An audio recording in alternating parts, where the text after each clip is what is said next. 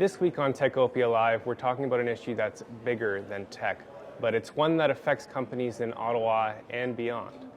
The Me Too movement has empowered women from Hollywood to high tech, and along the way, it's held powerful men to account. This week, we have women from two of Ottawa's largest tech companies. They're going to share what they've seen at their companies and where they think the movement should go next. Plus, we've got some HR tips from Stratford managers. That's today on Techopia Live.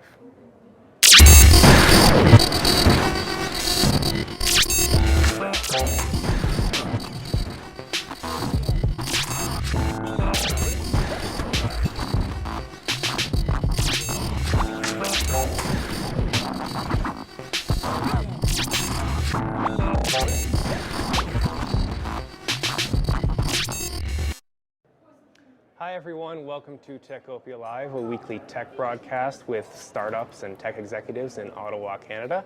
My name is Craig Lord, I'm the editor at Techopia. This week we're going to be talking about the Me Too movement. Now, for those of you who may not fully know what it was actually started by Tarana Burke about a decade ago, but has recently been revitalized by Hollywood actresses like Jennifer Lawrence and Alyssa Milano, who have used the hashtag and the platform to expose sexism, sexual harassment, and assault in workplaces beyond Hollywood. It's actually extended to places like tech. So we thought we'd have a conversation to hear about, how has it affected Ottawa tech? Before we get into that, we've got a couple great guests, but I first want to draw your attention to our sponsor for today's episode. Amanda Gordon, the VP of HR Consulting at Stratford Managers, is joining us. Amanda, could you please tell us a little bit about yourself, your role, and the services you offer to tech firms? Sure. Thank you for having me today, and I'm excited to have this conversation. So Stratford Managers, I've been with Stratford for 2.5 years, and in that time, I've really seen the company grow. So I joined in the consulting practice for human resources. So full service HR from compensation, recruitment, organization design, coaching, leadership development. But what's been impressive is we've grown from 16 to over 60 business leaders that are working for Stratford today. So full service, we like to say that we add strength to your bench when you're going through any type of project and scaling businesses. Thanks very much, Amanda. It's great to have a sponsor like Stratford on board to support Techopia Live. Of course, now I want to introduce our two guests for the show. Today, we've got two people from some of Ottawa's biggest tech companies. Mitel, to my right here, is Amy McLeod, the Vice President of Strategic Communications at Mitel, and just added a new job as Corporate Diversity Officer, so that's something we'll be talking about as well. And to her right is Megan Patterson, the Head of HR at Kinaxis. Now, thank you both very much for joining us. Why don't we dig right in, and I want you to tell me maybe how has the Me Too movement in the past year or so affected your workplaces? Amy. Well, thank you, Craig, and thank you, Amanda, for hosting this, because I think this is an example of what has happened as a result of this movement. The conversation in companies and in communities and in the media is at a level on a very important topic, sexual harassment in the workplace and respect in the workplace, diversity in the workplace, in a way that it hasn't been before in my 30 years as a woman in the workplace. So that is, I see that as a net benefit if I can. The discussion is open, the awareness is up. We have all had a kind of an incredibly shocking wake-up call that this is an issue that must be addressed in the workplace. And I think that's a great platform for all of us who are in the corporate setting to take that discussion into our organizations, sort of open the doors to talking about it, men and women combined, to say, okay, how are we doing? Are we doing enough? What are our rules? What are the rules of engagement? And is there an issue that we need to address? So first things first, the awareness is at a level that I think is critical to making change. Mm-hmm. And Megan. Yeah, I think that's great, Amy. And I think it really helps is bringing all of these conversations to the forefront. We're actually talking about it. And I think, as Amy mentioned, these are things that have been happening for years and years, but now we finally have this platform where we're all talking about it in a really transparent manner. And I think that can only benefit both men and women in the workplace. Mm-hmm. I'll take that microphone back just a second and maybe turn it over to Amanda. What have you been hearing around this topic from some of your clients that Stratford Manager is dealing with? I would say I started to see a trend shortly after the media pickup, but it was, as Megan said, this is something that's been in organizations for forever, and I've certainly been involved in investigations, but the movement has picked up my activity on doing investigations. But it has also hit in a different way. So people before would reach out to me for a coffee when they wanted to talk about a job change. But what I started seeing is people coming out of their business and asking to meet me for coffee, and started having this conversation about how do I handle Me Too? Because I don't feel like I'm doing something that's wrong, but I'm a very warm person. I'm kind. I say compliments to people. I hold doors. I don't even know how to travel with women anymore. So all of a sudden, that trend started happening for me, and we definitely did see more investigations and more leaders asking for assistance in understanding their blind spots. So there's this general maybe uncertainty that maybe high executive men don't want to be perceived or accidentally step over a line they didn't know before existed.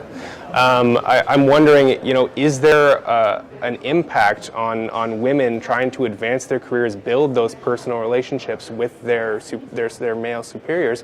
Is there a chance that they'll be cut off from those opportunities in the future now that Me Too is more in the public consciousness? Maybe Meg? Yeah, I think that's a great point, Craig, and I think it's something that we should be aware of and not over-rotate.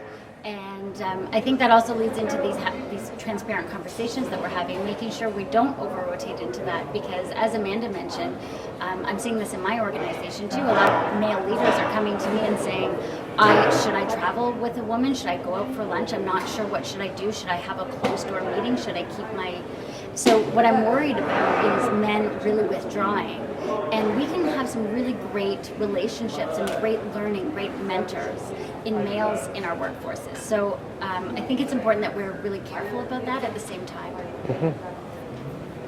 Did you bring that? Yeah, I would echo that as well, and I just want to. I don't think it's just men in leadership positions in the upper management ranks. I think there's a need to have that conversation across the organization to management at large, men and women, and I think that's the opportunity we have as business leaders, is to use this to talk about it at all levels in the organization, because we don't want blocks at any way, and we want people to come to work, and I truly believe most people come to work with a spirit of respect for everyone and a teamwork atmosphere and a healthy approach to what we do in the office. So it really is giving us a platform, and that's where we're taking it in Mitel, to talk about it at the manager level. A manager is anybody who has someone reporting to them, regardless of hierarchy.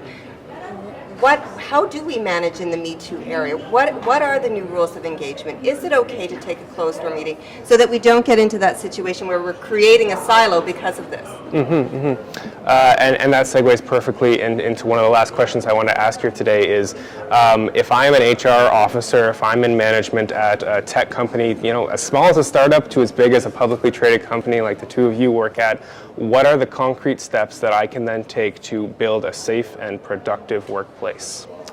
Amanda, you want to take that? Sure. I have come to the belief that we need to take the spotlight off of Me Too only and put it on a healthy workplace. And so I have talked to multiple clients about that, because if you start looking at healthy workplace, you're looking at diversity, inclusion, you're looking at all of these programs as a language that you have for managers with employees, that it's all encompassing. And that's my biggest tip that I would give any client that's looking at how to handle this from small to a large organization. Amy, you're right there. Yeah, I would echo that, and I would say that startups, especially new companies or smaller companies, what we found really effective is tone at the top, right?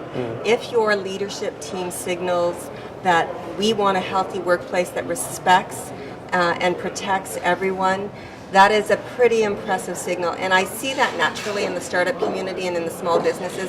They come to establish their companies on a value-based culture. And that's a great entry point for them to acknowledge that we want a healthy workplace that's diverse and inclusive and where everybody feels comfortable and where everybody belongs. That is a great first step. Look at your culture, make sure you're setting the right tone. And last word to Megan there. Yeah, I think that's a great point, Amy. I really like your idea about rooting it in your values, and whether you're a startup or not a startup, if you have values, I think you can tie this back. We all want respectful workplaces. We all want healthy workplaces, and I think if you can make that tie for employees at all levels, then you'll be setting a really strong foundation. All right, well, thank you all very much for joining us, for sharing your insights on this. I think we came away with some concrete steps that we can take to really make Me Too last and make sure it's a positive impression on companies in Ottawa. I want to thank, of course, Amanda for joining us from Stratford Managers, Amy from Mitel, and Megan from Kinaxis. I want to take a minute also to thank some of our Techopia champions, without whom this show wouldn't exist. I'll start with Number Crunch, which is offering virtual CFO services to SaaS firms. Pearlie Robertson Hill and McDougall, a law firm specializing in business and tech law. There's TD Bank, which offers specialized programs for tech firms. There's the University of Ottawa, which is specifically the engineering department, which is building the next generation of technical talent. And of course, we had Amanda here with us, Stratford Managers, which is offering services to scale up your tech venture. I want to remind you, of course, that Techopia is not just this fabulous show. It is also on obj.ca/Techopia, where we've got daily articles. It's in the monthly news magazine. You can follow us on Facebook and Twitter at Techopia OTT. And if you're watching us on YouTube, hit the bell icon, the subscribe, all those good things. Leave us a like and a comment. We'd love to engage with you here. Apart from that, I just want to thank you again for joining us for this enlightening discussion on the Me Too movement in Ottawa. I've been Craig Lord. Thank you very much.